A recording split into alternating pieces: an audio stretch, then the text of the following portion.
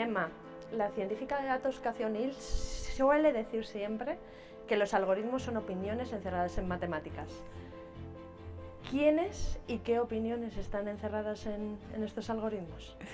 Pues te diría las opiniones de quien puede opinar y a quien en esta sociedad le hemos dado espacio para opinar. O sea, al final los algoritmos reproducen siempre dinámicas de poder, con lo cual son las opiniones de los opinadores, de los que ya tienen una palestra desde la que opinar, y lo que acabamos encapsulando en esos algoritmos son casi siempre las opiniones de los poderosos. Claro, pero y toda esa alteridad, y cuando estamos hablando de alteridad no estamos hablando de minorías, estamos hablando de grupos minorizados, porque fíjate, las mujeres, el 50% de la sociedad, no estamos ahí, y de hecho estamos viendo dinámicas en las que se nos está expulsando los espacios digitales de los que en un futuro o en un presente están aprendiendo las inteligencias artificiales. ¿Cómo solucionamos todo esto? Pues primero entendiéndolo, reconociendo que tenemos un problema y no escudándonos en esta teórica neutralidad tecnológica que parece decirnos que todo lo tecnológico, aunque sea malo, está justificado porque el mundo es imperfecto, pues la tecnología también lo será. No, el mundo es imperfecto y tenemos el deber de arreglarlo, tenemos el deber de hacerlo mejor, y tenemos el deber de exigirle a la inteligencia artificial que mejore dinámicas de sesgo de diferentes perfiles. Y como decías, muchas veces los colectivos ignorados por la inteligencia artificial no son para nada colectivos minoritarios, no solo en el caso de las mujeres. Cuando auditamos sistemas de inteligencia artificial nos encontramos dinámicas de discriminación muy fuertes. Las personas mayores, por ejemplo, ¿no?, con el tema de la discriminación o las dificultades para entrar en los mundos digitales. Nos estamos encontrando con sistemas digitales que lo que hacen es empeorar la sociedad. No solo recogen dinámicas negativas de esta sociedad, sino que además reproducen esas dinámicas de discriminación, de exclusión, de olvido, de invisibilidad. Y eso hay que romperlo, y hay que exigirle a la inteligencia artificial que haga lo que se nos pide como ciudadanos, que es mejorar el mundo.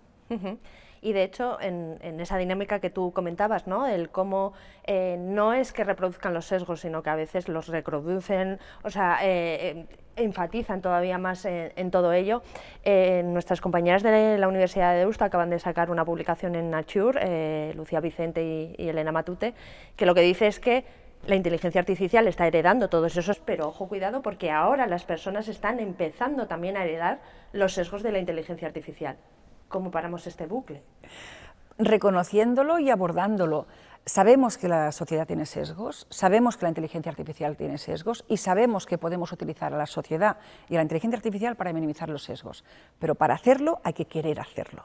Es decir, si dejamos a la sociedad sin ningún tipo de control, la sociedad discrimina. Si dejamos a la inteligencia artificial sin ningún tipo de control, esas discriminaciones son capturadas y reproducidas, con lo cual agrandadas, son peores cuando pasan por la inteligencia artificial. Tenemos mecanismos de intervención que nos permiten tanto mejorar la sociedad, las dinámicas discriminatorias de la sociedad, como intervenir en la inteligencia artificial para pedirle que tenga también ese mecanismo corrector. Lo que nos está pasando ahora mismo es que tenemos lo peor de todos los mundos, que es una sociedad sesgada con una inteligencia artificial sesgada, que lo que hace son sesgarse mutuamente, ¿no?, y empeorar el problema. Pero entender cómo el impacto de los outputs de la inteligencia artificial está constituyendo mundos cada vez más pequeños y más homogéneos es importantísimo para empezar a exigir mundos más grandes y más heterogéneos.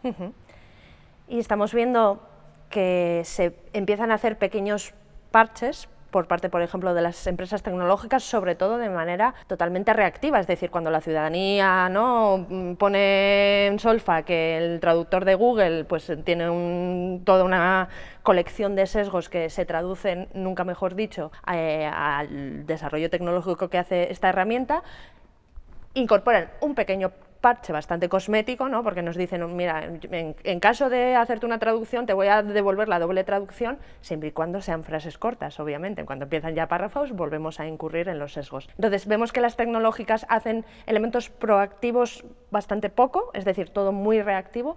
¿Quién tiene que ponerle el cascabel al gato? Las tecnológicas, las administraciones públicas, a través de una regulación, ciudadanía organizada, colectivizada. Un poco todos. Yo diría la gran responsabilidad ahora mismo es política y regulatoria. Pero es verdad que no es lo único que va a cambiarlo absolutamente todo. Necesitamos un espacio de regulación que sea activo, que entienda la tecnología y la regule de formas eficientes y efectivas y que se puedan implementar. Necesitamos una industria que empiece a cumplir la ley, porque lo que hay ahora mismo es mucha ley que no se cumple, las tecnologías se han acostumbrado a no cumplir la ley y no pasa absolutamente nada, y una sociedad que exija cada vez más niveles de protección adecuados y en línea con otros espacios de la sociedad. Es que es como además en inteligencia artificial estamos siendo constantemente cobayas de sistemas que no están acabados de desarrollar, ¿no? Incluso con ChatGPT lo lanzaron en beta y lo decían, no, es que es un experimento. Bueno, un experimento, tienes a millones de personas aquí entrando sus datos personales, has utilizado los datos personales de toda la humanidad para generar un sistema y con la excusa de no, es que está en beta y te registras voluntariamente, eso no es responsabilidad. No puedes hacer, es como si a una farmacéutica la dejáramos vacunar a la gente y cada vez que se muere alguien, uy, pues se siente, ay, te has muerto porque tenías esta condición ya preexistente, pues no vamos a vender a las personas con esta condición preexistente. Uy, que se nos muere otra condición preexistente. No lo aceptamos, le pedimos a la farmacéutica que haga tests iniciales para ver con todas las condiciones preexistentes cuál es la interacción de esta innovación en vacuna, medicamento, lo que sea, y solo cuando han demostrado que no van a generar un daño, les dejamos vender. Pues la misma lógica les tendríamos que aplicar a las tecnológicas, porque es que además es que insisto, que es que todo está regulado de esta forma, las farmacéuticas, pero en construcción también, no dejamos que nadie construya edificios donde quiere, ni con los materiales que quiere, ni que nadie venda juguetes donde quiera, con los materiales que quiera. O sea, yo cuando cojo cajas de juguetes me parece un súper ejemplo, porque hay un montón de sellos de certificación, de información sobre qué edad lo tiene que utilizar, el tamaño de las piezas. O sea, ¿por qué? Para proteger a las personas. No podemos no proteger a las personas cuando les impacta la tecnología, y menos teniendo en cuenta que la tecnología nos impacta absolutamente a todos. Un juguete puedo elegir comprármelo o no. La tecnología, por desgracia, no puedo elegir interactuar con ella o no, porque ahora mismo para pedir apuntarte al desempleo, el proceso es digital. Para poder ser autónomo y declarar tus impuestos, el proceso es digital. No tengo elección. Para hablar con la gente, mi teléfono es un smartphone.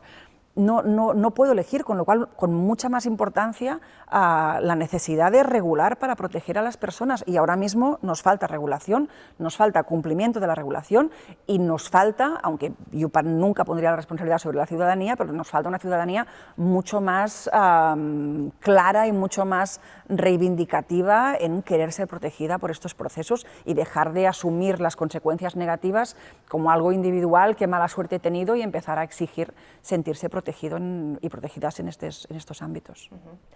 Y desde Ethics Foundation, por ejemplo, que hacéis multitud de auditorías algorítmicas, algunas solicitadas y otras no solicitadas, que de hecho tenéis que tirar de mucha ingeniería inversa, sobre todo desde las administraciones públicas. Tenéis todo un directorio o así, si no me equivoco, sí, para identificar algoritmos que intervienen en la vida pública y que han sido desarrollados o solicitados por parte de administraciones públicas. ¿Cómo suele ser esa relación? Es decir, ¿las administraciones públicas son reacias a que intervengáis, a que hagáis esa auditoría pública y algorítmica, o cada vez os solicitan más esa mirada? A mí una de las cosas que más me sorprendió cuando empezamos a estudiar el ecosistema algorítmico de inteligencia artificial es que todos los datos nos indicaban que había mucho mayor incumplimiento regulatorio en la administración pública que en la gran empresa. En realidad los mayores incumplidores eran la administración pública, después las pymes y la gran empresa como la más cumplidora en ese sentido, con lo cual tenemos ya el punto de partida es bastante terrible en términos de capacidad de abordar los retos de la inteligencia artificial. Y ahora mismo la administración tiene como dos caras. Por una parte, creo que es la mayoritaria, una fascinación / temor por la inteligencia artificial, que hace que se incorpore mucha tecnología, porque al final pues, los políticos lo piden, porque parece que eres mejor político si incorporas tecnología, pero a la vez mucha dificultad para gestionar esa inteligencia artificial una vez está incorporada, con lo cual poca capacidad pues, hasta hacer seguimiento, pedir una auditoría. O sea, se trata la inteligencia artificial dentro de la administración pública como algo, eso que da casi miedo, ¿no? Es como pues está aquí, pero no lo toquemos porque nadie sabe exactamente cómo funciona. Y eso es bastante terrible, con lo cual la administración pública nos hemos encontrado mucha reacción ante la posibilidad de auditar sistemas. A la vez, tenemos muchos clientes que son administración pública que se han preocupado y han venido a pedirnos esas auditorías. Pero en España, por ejemplo, no hemos hecho ninguna auditoría pedida por la administración pública. En España solo hemos hecho auditorías adversariales, que es cuando no tenemos acceso al sistema, cuando la administración no quiere hacer esa auditoría. Lo que hacemos es aliarnos con las personas impactadas por esos sistemas y hacer ingeniería inversa y buscar datos donde podamos, crear nosotros las bases de datos con datos que recogemos nosotros vinculados al fenómeno y empezar a entender el sistema desde fuera para sacar unas conclusiones que esperamos que sirvan a la administración pública para entender que tienen un problema, ¿no? En el caso, la primera auditoría inversa que realizamos en España, la de Biogen, el sistema que asigna riesgo a las mujeres maltratadas, lo que querríamos es que las conclusiones les sirvan a la administración para actuar. Una de las cosas que ocurre ahora mismo con Biogen es que cuando vemos una noticia terrible de una mujer asesinada que estaba en el sistema Biogen y a quien se le había asignado un riesgo bajo, la administración ahora mismo no sabe si esto es un error inevitable, porque siempre hay márgenes de error, o si es una característica del sistema.